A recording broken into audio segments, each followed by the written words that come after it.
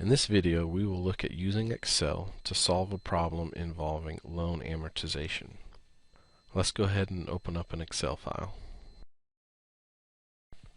I'm planning to buy a house that is valued at $220,000. I am able to make a 15% down payment and will finance the remainder. My bank has offered a 30-year fixed rate mortgage with a 4.5% APR compounded monthly. I would like to compute the down payment, how much I'm going to have to finance, my monthly payment.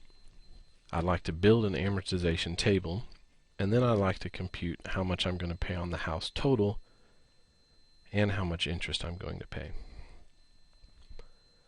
So the first thing is figuring out what my down payment is going to be. I can do that in here in Excel, or you can just do it on a calculator if you want. You can do it wherever you want, in any blank cell you want. I've set this up to do it here in cell D5. So I'll type in equals 15%, and I can type in 0.15 times 220,000. And that would be $33,000. So I would need to have saved up $33,000 for a down payment. The financed amount would equal the $220,000 minus that $33,000. So I will have a down payment of $33,000 and I will have to finance $187,000. Next, I'd like to compute my monthly payment. To do that in Excel, I can use the Pmt Formula. So I'll click on an empty cell somewhere and I'll go into the Insert Function Wizard.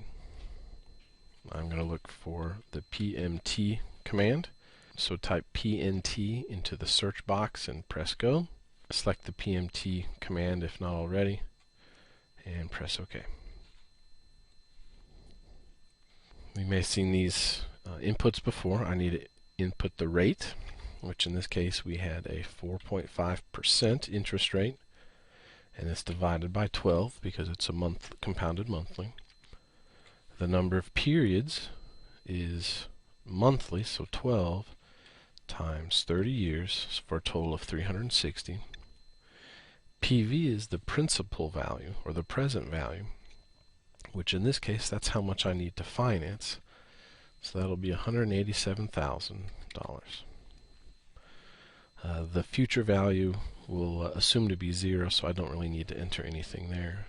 I don't need anything for the type, so let's hit OK. And we get that my monthly payment will be $947.50. In order to construct an amortization table, I'm going to set up several columns, which I've already done here. The first column will represent the months, or how many payments I've made. The beginning balance will be the balance carried over from the previous month. The interest will be how much interest has accrued for that month's payment. And payment will be what my actual payment amount was that I just computed. And finally, the end balance. In order to compute the end balance, I will take the beginning balance, add the interest to it, and then subtract the payment. To get started, we start with month 0.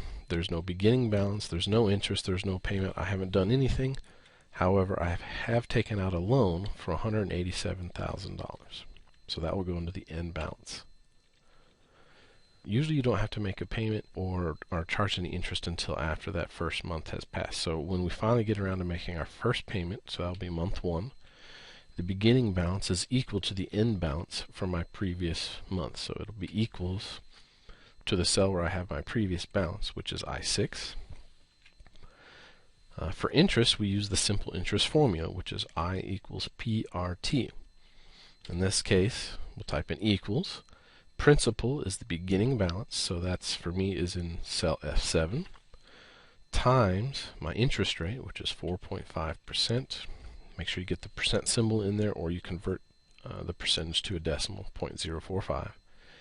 And since this is compounded monthly, I'm going to divide that by 12. So for this first month, I'll have $701.25 in interest. Next, we need to put in the payment, which I've already computed. I'm just going to enter it with an equal sign. So equals $947.50. And then lastly, to finish out the row, I need to compute the new end balance. Again, to get the end balance, it's going to be the beginning balance of the month plus the interest, because the bank is going to charge you the interest that's going to be added sort of to your principal. From that, I'm going to subtract what my actual payment was.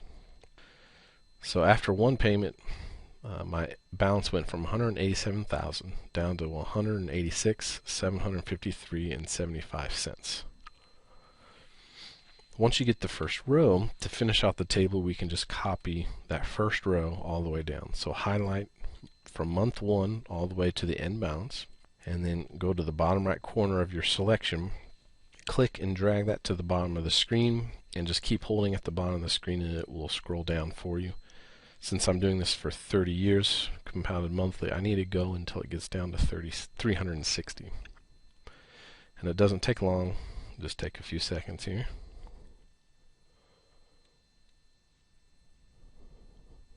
Alright, there we go. So 360. Next, let's compute the total paid on the house. In this case, I'll just do it by summing up the columns. So go to the bottom of your table, and underneath the payment column, select the cell in the next row, and then up in the home tab here, there's this little sigma button. It says auto sum. Click on that, and it'll put this formula into your cell that you had selected. It's going to compute the sum of everything, in my case, from H7 to H336. So if I hit enter, it will compute $341,100. That's how much I actually paid each month total for this house.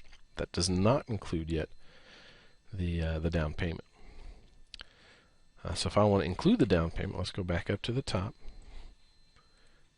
The total paid on the house was $341,100 plus the down payment of $33,000.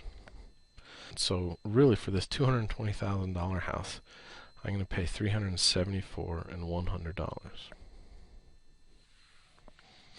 To do the interest, we can compute the interest in the same way. This time, go to the interest column, go up to the auto sum. It'll put the sum, so this time it's going to compute the sum from G7 to G366. Hit enter, and we see that we paid $154,101.16. Now, I won't necessarily remember that, so I'm going to use this actually as a cell reference.